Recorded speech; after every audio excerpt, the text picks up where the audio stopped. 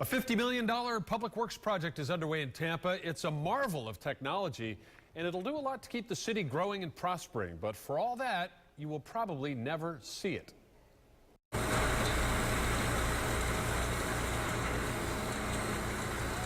Heavy equipment makes it easier, but laying a water main is still a big job, especially one this size. 3-foot diameter. And what about the casing that it sits in? The casing will be 5-foot diameter. Project manager Randy Houston also has to get the pipe to cross the Hillsborough River.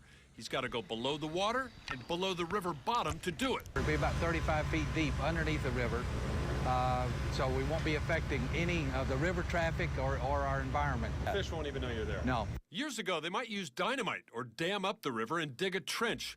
But this project is called a microtunnel, not because it's small, but because the enormous drill like this one will be remote controlled by engineers at computers. What's happening now is they're digging a giant trench, 23 feet wide by 40 feet deep. Into that hole, they'll drop the machine that actually does the digging underneath the river. This is just part of a new pipeline that will run all the way from the Tippin Water Plant in Sulphur Springs to Himes and Beta Bay in South Tampa. The project isn't as sexy as the gleaming new high-rises, parks and restaurants in downtown and South Tampa, but it makes all those projects possible. You have to have the below-ground infrastructure in place to be able to support that kind of development. Brad Baird there, Tampa's public works chief, says this $50 million project is paid for by developers, not by taxpayers.